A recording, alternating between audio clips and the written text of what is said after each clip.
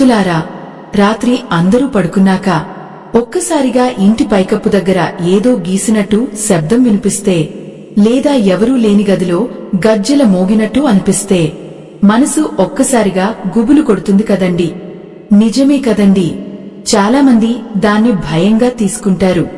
ఇంకొందరు అది మన ఊహే అని వదిలేస్తారు. కాని పెద్దలు మాత్రం ప్రతి శబ్దానికి ఒక సంకేతం ఉంటుంది బిడ్డా అని చెప్పేవారు. వరంగల్ దగ్గర ఒక చిన్న ఊరిలో రమణమ్మ అనే ముసలమ్మ ఉండేది. ఆమె కొడుకు రాజు, కోడలు లక్ష్మి, ఇద్దరు చిన్న పిల్లలు. సాధారణ మధ్యతరగతి కుటుంబం. ఉదయం కూలి పని, సాయంత్రం ఇంటి కష్టాలు, అప్పులు, పిల్లల చదువులు, ఇలా గడుస్తుండేది. ఒక రాత్రి వర్షం పడబోతున్నట్టు గాలి ఆదుతోంది. ఇంట్లో కరెంట్ కూడా లేదు. పిల్లలు నిద్రపోయారు. లక్ష్మి వంటగది సర్దుకుంటోంది. అప్పుడు ఒక్కసారిగా వెనకాల టక్ టక్ అని శబ్దం వినిపించింది. లక్ష్మి గుండె ఒక్కసారిగా దడదడ కొట్టుకుంది. అత్తయ్యా, ఏదో శబ్దం వస్తోంది అంది వణుకుతూ. రమణమ్మ మాత్రం నెమ్మదిగా నవ్వింది. భయపడకు అమ్మా, రాత్రి వినిపించే ప్రతి శబ్దం దెయ్యమో అపశకునమో కాదు. కొన్ని శబ్దాలు దేవుడు ఇచ్చే హెచ్చరికలు కూడా అవుతాయి అంది. అది విన్న రాజు నవ్వేశాడు. అమ్మా, ఈ కాలంలో కూడా అలాంటివి నమ్ముతావా అన్నాడు. రమణమ్మ మాత్రం నిశ్శబ్దంగా తల వంచింది. నువ్వు నమ్మకపోయినా కాలం మాత్రం తన పని చేస్తుంది బిడ్డా అంది. ఆ రాత్రి అంతా గడిచిపోయింది. కాని మరుసటి రోజు ఉదయం ఇంటి ముందు ఉన్న తులసి చెట్టు ఒక్కసారిగా వాడిపోయింది. లక్ష్మి చూసి భయపడిపోయింది. అత్తయ్యా, నిన్నటి శబ్దానికి దీనికి ఏమైనా సంబంధం ఉందా అంది. రమణమ్మ లోపలికి వెళ్లి చిన్న నూనె దీపం వెలిగించింది.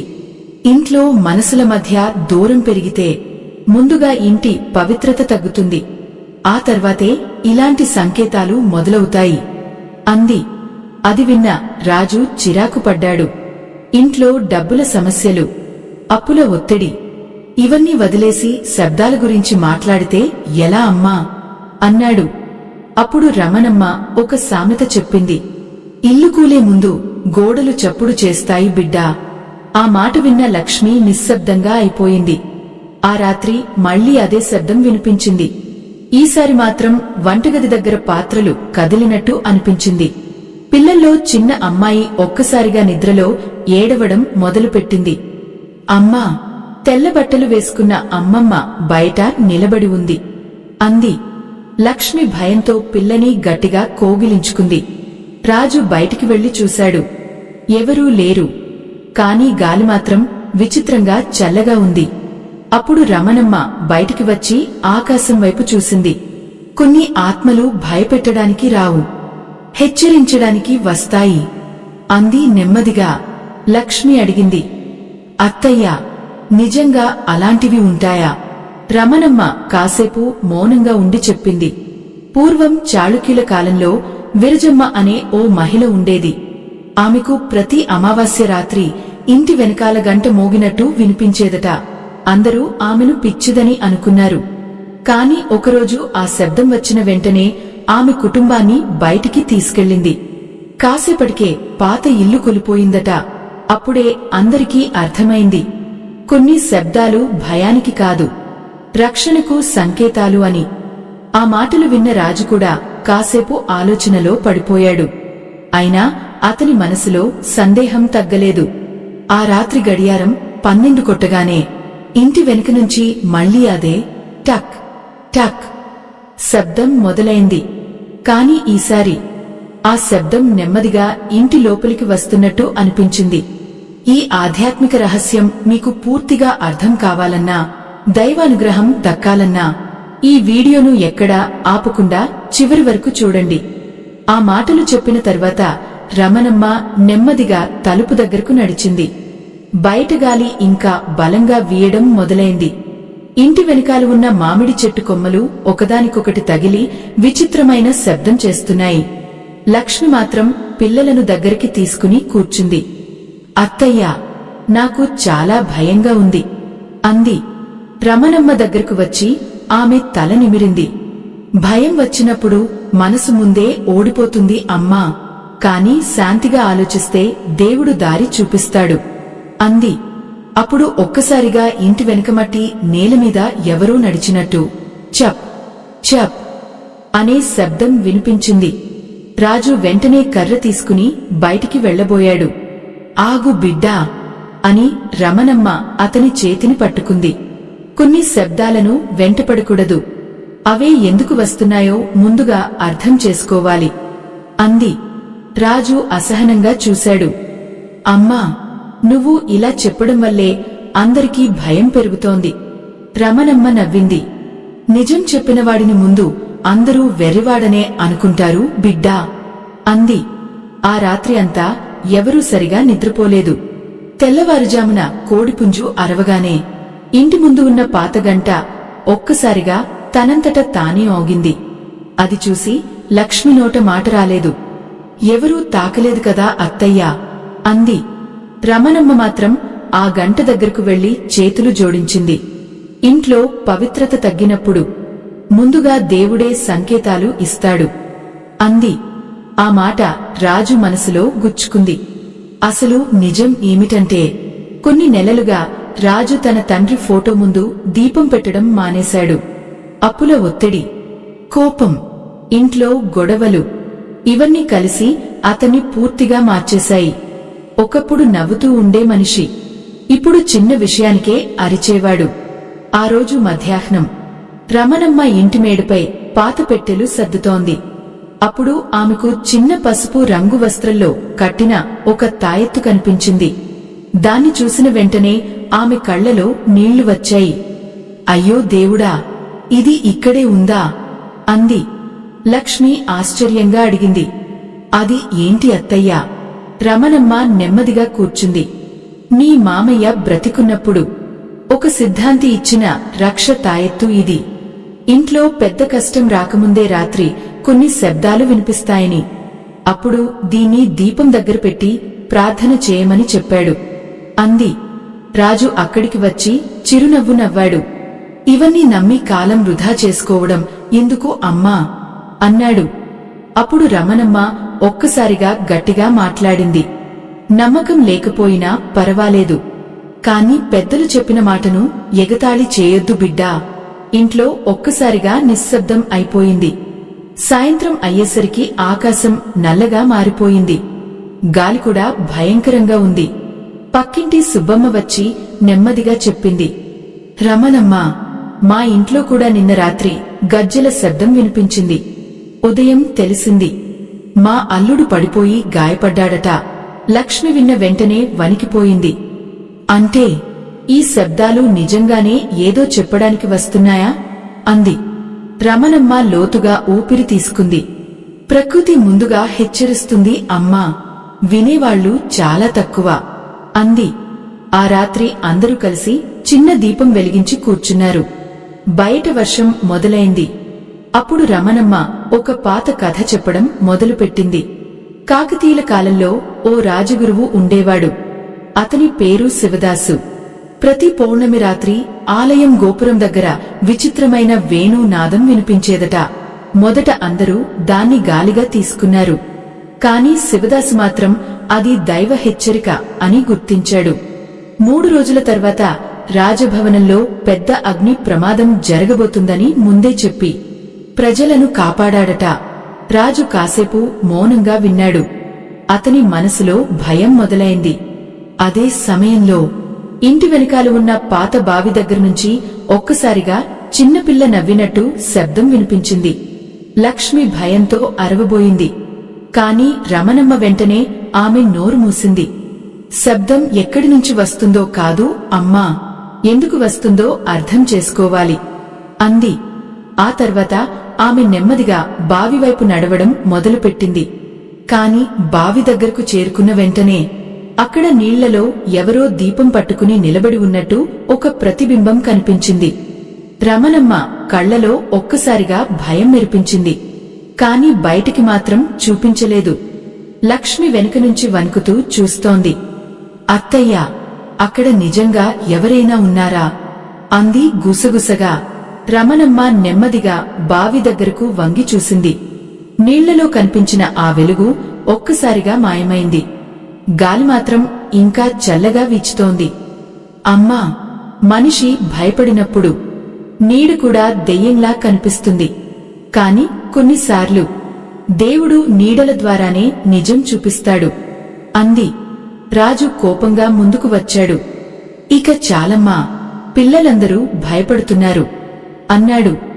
అప్పుడు ఒక్కసారిగా ఇంటి లోపల నుంచి చిన్నపిల్ల ఏడుపు వినిపించింది. లక్ష్మి పరుగెత్తుకుంటూ లోపలికి వెళ్ళింది. చిన్న అమ్మాయి చెమటలతో వణికిపోతోంది. అమ్మా, తెల్లని వెలుగు కిటికీ దగ్గర నిలబడి నన్ను చూస్తోంది అంది ఏడుస్తూ. లక్ష్మి గుండె ఆగినట్టయింది. రమణమ్మ మాత్రం పిల్ల దగ్గరకు వెళ్లి నుదుటిపై చేయి పెట్టింది. ఏమీ కాదు తల్లి, మన ఇంటిని కాపాడే శక్తి ఉంది అంది. ఆ మాటలు చెప్పినా ఆమె మనసులో మాత్రం కలవరం పెరుగుతోంది. ఆ రాత్రి ఎవరూ నిద్రపోలేదు. వర్షం మరింత బలంగా పడుతోంది. పాత ఇంటి పైకప్పు నుంచి నీళ్లు జారుతున్నాయి. అప్పుడు రమణమ్మ ఒక్కసారిగా గుర్తు చేసుకుంది. కొన్ని సంవత్సరాల క్రితం ఇదే ఇంట్లో ఇలాగే శబ్దాలు వినిపించాయని. ఆమె భర్త అప్పట్లో చెప్పిన మాట ఇప్పటికీ చెవుల్లో మోగుతోంది. రాత్రి కొన్ని శబ్దాలు మనుషుల చెవులకు వినిపించవు రమణమ్మ, మనసుకు వినిపిస్తాయి. ఆ మాట గుర్తొచ్చిన వెంటనే ఆమె కళ్లలో నీళ్లు తిరిగాయి. రాజు దగ్గరకు వెళ్లి నెమ్మదిగా అడిగింది. బిడ్డా, నీ తండ్రి పెట్టిన పాత పెట్టె ఎక్కడుంది? రాజు ఆశ్చర్యపోయాడు. అది ఎందుకు అమ్మా? ముందు తీసుకురా అంది గట్టిగా. రాజు మేడమీదికి వెళ్లి పాత చెక్క పెట్టె తీసుకొచ్చాడు. దుమ్ముతో నిండిపోయి ఉంది. రమణమ్మ చేతులు వణుకుతూ దాన్ని తెరిచింది. అందులో పాత రుద్రాక్షమాల, చిన్న గంట, ఇంకా ఒక తాటి ఆకు పత్రం ఉన్నాయి. ఆ పత్రం చూసిన వెంటనే ఆమె ముఖం మారిపోయింది. లక్ష్మి భయంగా అడిగింది, ఏముంది అత్తయ్య అందులో? రమణమ్మ నెమ్మదిగా చదవడం మొదలుపెట్టింది.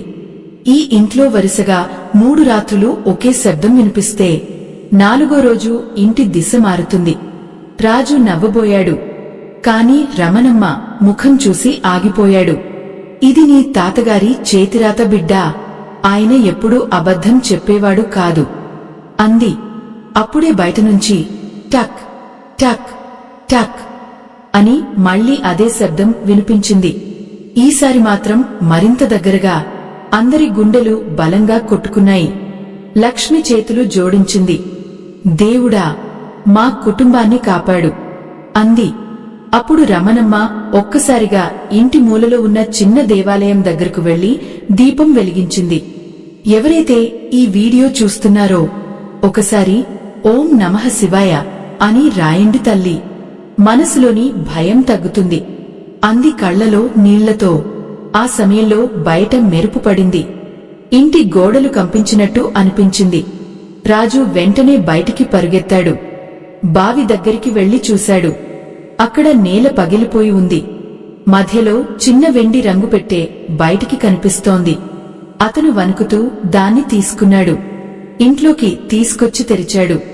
అందులో ఒక చిన్న గంట, పసుపు, ఇంకా మడిచిన తాటి ఆకు ఉన్నాయి. రమణమ్మ ఆకు తీసుకుని చదవగానే ఒక్కసారిగా కూర్చుంది.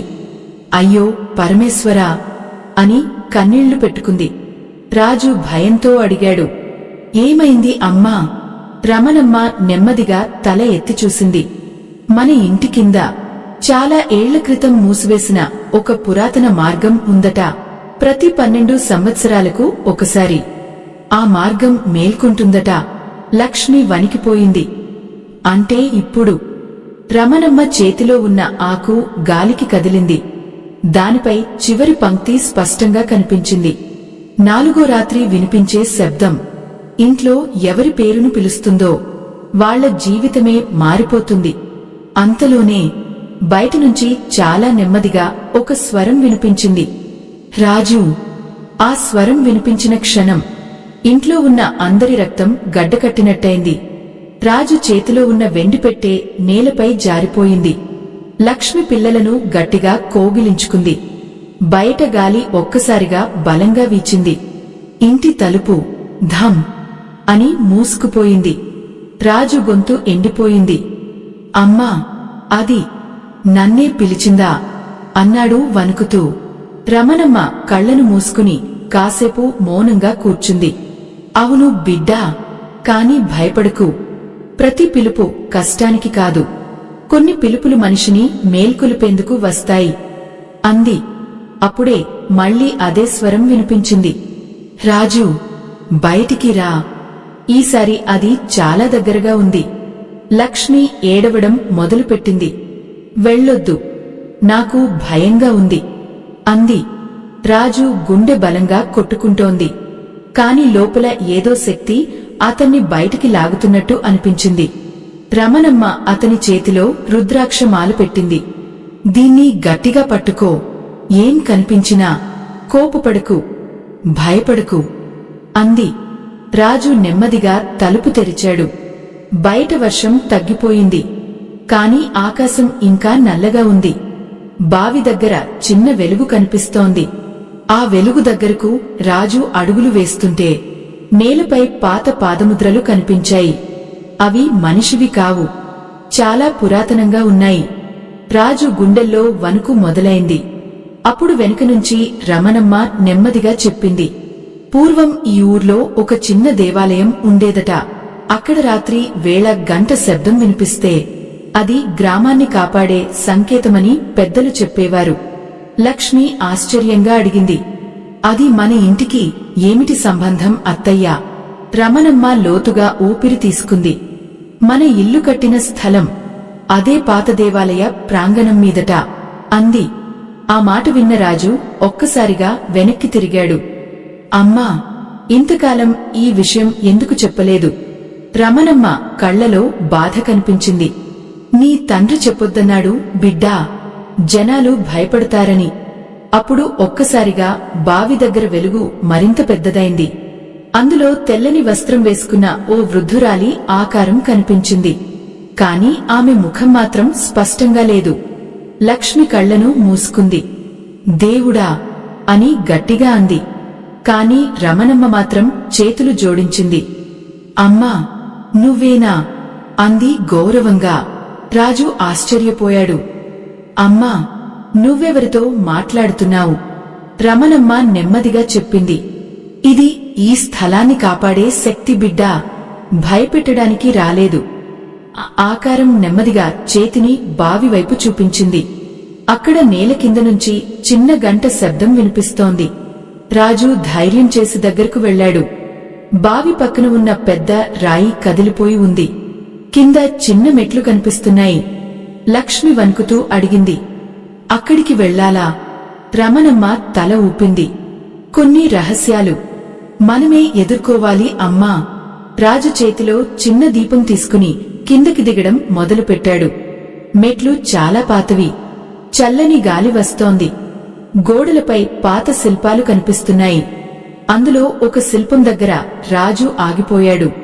ఆ శిల్పంలో తన తండ్రిలాగే కనిపించే ఒక మనిషి చేతిలో గంట పట్టుకుని నిలబడి ఉన్నాడు. ఇది ఎలా సాధ్యం అన్నాడు ఆశ్చర్యంగా. రమణమ్మ కళ్లలో కన్నీళ్లు తిరిగాయి. నీ తండ్రి కూడా ఈ మార్గాన్ని చూశాడు బిడ్డా, కాని పూర్తిగా ఎవరికీ చెప్పలేదు. అప్పుడే లోపల నుంచి మృదువైన సంగీతం వినిపించింది. అది గజ్జెల శబ్దంలా ఉంది. రాజు ముందుకు నడిచాడు. చివరికి ఒక చిన్న గది కనిపించింది. మధ్యలో పాతరాతి దీపస్తంభం వెలుగుతోంది. దాని ముందు ఒక తాటి ఆకు ఉంది. రాజు దాన్ని తీసుకుని చదవడం మొదలుపెట్టాడు.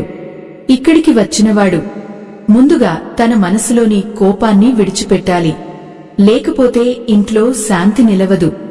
ఆ మాట చదివిన వెంటనే రాజు కళ్లలో నీళ్లు వచ్చాయి. అతను తన కుటుంబంపై ఎంత కోపంగా ప్రవర్తించాడో గుర్తొచ్చింది. లక్ష్మి నెమ్మదిగా అతని దగ్గరకు వచ్చింది. మనకు కావాల్సింది డబ్బు కాదు రాజు, మనశ్శాంతి అంది. ఆ మాట విన్న వెంటనే పైనుంచి మళ్లీ గంట శబ్దం వినిపించింది. ఈసారి మాత్రం అది భయంగా కాదు, చాలా ప్రశాంతంగా అనిపించింది. నిజమే కదండి, కొన్నిసార్లు దేవుడు శబ్దాల రూపంలో మనిషి మనసునే మార్చేస్తాడు. ఈ కథ మీ హృదయాన్ని తాకితే మీకు తోచిన సహాయం స్కానర్ ద్వారా చేయండి తల్లి. మీ చిన్న సహాయం కూడా ఇంకెంతో మందికి ఆధ్యాత్మిక కథలు చేరేలా చేస్తుంది. ఆ మాటల తర్వాత అక్కడ ఒక్కసారిగా నిశ్శబ్దం అలుముకుంది. రాతి గదిలో వెలుగుతున్న దీపస్తంభం మెల్లగా కదులుతోంది. ఆ వెలుగు రాజు ముఖంపై పడుతోంది. రాజు చేతిలో ఉన్న తాటి ఆకు ఇంకా వణుకుతోంది. అమ్మా, ఇన్ని సంవత్సరాలు మన ఇంట్లో జరుగుతున్నవన్నీ ఈ రహస్యంతో సంబంధమా అని అడిగాడు. రమణమ్మ నెమ్మదిగా గోడుపై ఉన్న పాత శిల్పాలను చూస్తూ మాట్లాడింది. మనిషి ఇంటిని ఇటుకలతో కట్టుకుంటాడు బిడ్డా, కాని ఆ ఇంటి శాంతిని మాత్రం మనసులతో కాపాడుకోవాలి. మనసుల్లో కోపం, మాటల్లో కఠినం పెరిగితే ముందుగా ప్రకృతి హెచ్చరిస్తుంది అంది. లక్ష్మి కళ్లలో కన్నీళ్లు తిరిగాయి. అత్తయ్య, నిజమే, ఈ మధ్య మన ఇంట్లో నవ్వులు తగ్గిపోయాయి అంది. అప్పుడే రాతి గదిలోని మూల నుంచి మెల్లగా గాలి వీచింది. అక్కడ ఒక చిన్న రాతి తలుపు కనిపించింది. రాజు ఆశ్చర్యంగా అడిగాడు, ఇది ఇంతసేపు కనిపించలేదే? రమణమ్మ నెమ్మదిగా ముందుకు నడిచింది. కొన్ని తలుపులు భయపడిన వారికి కాదు, మారాలని నిర్ణయించుకున్న వారికి మాత్రమే తెరుచుకుంటాయి బిడ్డా అంది. ఆమె చేతిని తలుపుపై పెట్టగానే అది నెమ్మదిగా తెరుచుకుంది. లోపల చిన్న గది ఉంది. మధ్యలో పాతగంట వేలాడుతోంది. కాని ఆశ్చర్యమేమిటంటే గాలి లేకపోయినా అది తనంతట తానే ఆగుతోంది. టన్ టన్ అని మృదువుగా మోగుతోంది. ఆ శబ్దం వినగానే లక్ష్మి గుండెల్లో భయం తగ్గినట్టు అనిపించింది. చిన్న పిల్లలు కూడా నిదానంగా నవ్వారు. రాజు మాత్రం ఆ గంటను చూస్తూ నిలబడ్డాడు. అప్పుడే అతని చెవుల్లో తన తండ్రి స్వరం వినిపించినట్టు అనిపించింది. కోపం పెరిగిన ఇంట్లో ముందుగా దేవుని శబ్దం తగ్గిపోతుంది రాజు. రాజు ఒక్కసారిగా కళ్లను మూసుకున్నాడు. తన తండ్రి బ్రతికున్నప్పుడు ఇంట్లో ఎంత ఆనందం ఉండేదో గుర్తొచ్చింది. సాయంత్రం దీపం పెట్టిన తర్వాత అందరూ కలిసి కూర్చుని మాట్లాడుకునేవారు. ఇప్పుడు మాత్రం ప్రతి ఒక్కరూ తమ తమ బాధల్లో మునిగిపోయారు. రమణమ్మ నెమ్మదిగా చెప్పింది, పాత పెద్దలు ఎందుకు రాత్రి దీపం ఆర్పొద్దని చెప్పేవారో తెలుసా బిడ్డా? ఇంట్లో వెలుగు ఉండాలి, అప్పుడు మనసుల్లో చీకటి చేరదు. అది విన్న లక్ష్మి తల వంచుకుంది. ఆ సమయంలో ఆ గదిలో ఉన్న గంట ఒక్కసారిగా బలంగా మోగింది. టన్ టన్ టన్. అందరూ ఉలిక్కిపడ్డారు. రాజు వెంటనే వెనక్కి తిరిగాడు. గది చివరి ఉన్న గోడపై చిన్న అక్షరాలు వెలుగుతున్నాయి. అతను దగ్గరకు వెళ్లి చదివాడు, ఈ స్థలాన్ని కాపాడే వాగ్దానం, ప్రతి తరంలో ఒకరు నిలబెట్టాలి. రాజు ఆశ్చర్యపోయాడు. అంటే? రమణమ్మ అతని వైపు చూసింది. నీ తండ్రి తర్వాత ఇప్పుడు ఆ బాధ్యత నీది బిడ్డా అంది. రాజు గుండెలో భయం మళ్లీ మొదలైంది. నేనా? నేను ఎలా? భయం ఉన్నవాడే జాగ్రత్తగా కాపాడతాడు అంది రమణమ్మ. అప్పుడు ఒక్కసారిగా గది మొత్తం ప్రకాశించింది. అదే తెల్లని వెలుగు మళ్లీ కనిపించింది. కాని ఈసారి అది భయంకరంగా లేదు, చాలా ప్రశాంతంగా ఉంది. ఆ వెలుగులో ఒక మృదువైన స్వరం వినిపించింది. ఇంట్లో ప్రేమ నిలిస్తే శబ్దాలు ఆశీర్వాదాలవుతాయి. లక్ష్మి చేతులు జోడించింది. రాజు కళ్లలో కన్నీళ్లు వచ్చాయి. అతను నెమ్మదిగా రమణమ్మ కాళ్ల దగ్గర కూర్చున్నాడు. అమ్మా, నేను చాలా తప్పు చేశాను. కోపంతో ఇంట్లో శాంతిని నేనే పాడు చేశాను అన్నాడు. రమణమ్మ అతని తల నిమిరింది. తప్పు చేసినవాడు మారితే అదే దేవుడికి పెద్ద పూజ బిడ్డా. అప్పుడు పైనుంచి ఉదయం వెలుగు చిన్నగా లోపలికి రావడం మొదలైంది. రాత్రంతా వినిపించిన ఆ శబ్దాలు ఇప్పుడు మెల్లగా తగ్గుతున్నాయి. కాని గది మధ్యలో ఉన్న గంట మాత్రం ఇంకా నెమ్మదిగా ఆగుతోంది. అది ఆగేలోపే ఆ గోడపై చివరి వాక్యం వెలిగింది. సూర్యోదయం కాకముందే కుటుంబం మొత్తం కలిసి ఒక నిర్ణయం తీసుకోకపోతే ఈ శబ్దాలు మళ్లీ తిరిగి వస్తాయి. ఆ మాటలు గోడపై వెలిగిన క్షణం అందరి ముఖాల్లో ఆందోళన కనిపించింది. బయట తెల్లవారుజామున పక్షుల శబ్దం మెల్లగా వినిపిస్తోంది. కాని ఆ రాతి గదిలో మాత్రం ఇంకా ఆ గంట నెమ్మదిగా ఆగుతూనే ఉంది. రాజు కంగారుగా రమణమ్మ వైపు చూశాడు. అమ్మా, ఇప్పుడు ఏం చేయాలి అన్నాడు. రమణమ్మ నెమ్మదిగా లోతుగా ఊపిరి తీసుకుంది. ఇంటి శాంతి కోసం ముందుగా మనసులు మారాలి బిడ్డా. ఈ రాత్రి మనకు వినిపించిన శబ్దాలన్నీ భయపెట్టడానికి కాదు, మనల్ని మేల్కొల్పడానికి అంది. లక్ష్మి కూడా తల వంచుకుంది. నిజమే అత్తయ్యా, ఈ మధ్య మనం ఒకరినొకరు వినడం మానేశాం అంది. చిన్నపిల్లలు ఇద్దరు దగ్గరకు వచ్చి రాజు చేతిని పట్టుకున్నారు.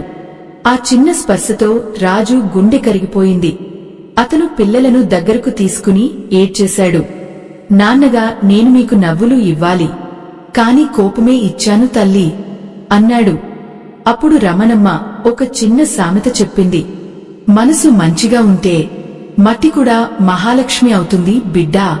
ఆ మాటలు ఆ గదిలో మార్మోగాయి. అప్పుడే ఆ తెల్లని వెలుగు మళ్లీ కనిపించింది. ఈసారి అది నెమ్మదిగా గంట దగ్గరకు వెళ్లి ఆగింది. గంట ఒక్కసారిగా ప్రకాశించింది.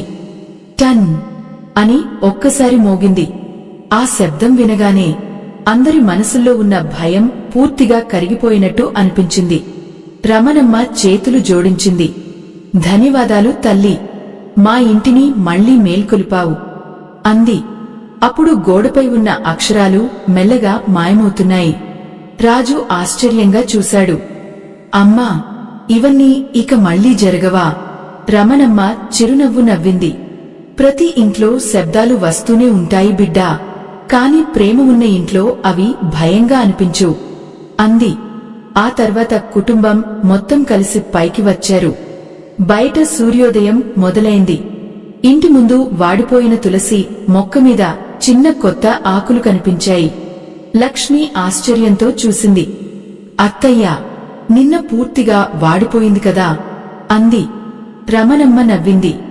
ఇల్లు మారితే ప్రకృతి కూడా మారుతుంది అమ్మా అంది. ఆ రోజు నుంచి రాజు జీవితమే మారిపోయింది. ఉదయం లేవగానే దీపం పెట్టడం మొదలుపెట్టాడు. పిల్లలతో మాట్లాడటం, లక్ష్మితో నవ్వుతూ ఉండటం, రమణమ్మ మాటలు వినటం అన్నీ మెల్లగా మారిపోయాయి. ఆశ్చర్యంగా ఆ తర్వాత ఒక్క రాత్రి కూడా ఆ విచిత్రమైన శబ్దాలు వినిపించలేదు. కాని ప్రతి అమావాస్య రాత్రి ఇంటి దేవాలయం దగ్గర చిన్న గంట మాత్రం తనంతట తానే ఒకసారి మోగేది. అది భయానికి కాదు, ఈ ఇంట్లో శాంతి ఇంకా బ్రతికే ఉంది అనే సంకేతంలా. నిజమే కదండి, మన జీవితాల్లో కూడా కొన్నిసార్లు విచిత్రమైన శబ్దాలు వినిపిస్తాయి. కాని ప్రతి శబ్దం వెనకాల భయం ఉండదు. కొన్ని మన తప్పులను గుర్తు చేస్తాయి, కొన్ని మనసులను కలుపుతాయి, ఇంకొన్ని దేవుడు పంపిన మెలకువలు. పూర్వం పెద్దలు ఎందుకు రాత్రుళ్ళు కోపంగా మాట్లాడొద్దని, దీపం ఆర్పేసి గొడవ పడొద్దని చెప్పేవారో ఇప్పుడు అర్థమవుతోంది కదండి. ఇంట్లో శాంతి ఉంటే దేవుడు అక్కడే ఉంటాడు. ఇలాంటి ఆధ్యాత్మిక కథలు మీ మనసుకు దగ్గరైతే మీకు తోచిన చిన్న సహాయం స్కానర్ ద్వారా చేయండి తల్లి. మీ ప్రేమతో ఇంకా ఎన్నో మంచి కథలు అందరికీ చేరుతాయి. చివరిగా ఒక్క మాట గుర్తుపెట్టుకోండి. రాత్రి వినిపించే ప్రతి శబ్దం భయానికి కాదు, కొన్నిసార్లు అది మన జీవితాన్ని మార్చే దైవ సంకేతం కూడా అవుతుంది. ఈ ఆధ్యాత్మిక ప్రయాణం ఇక్కడితో ముగిసిపోయింది. స్వస్తి.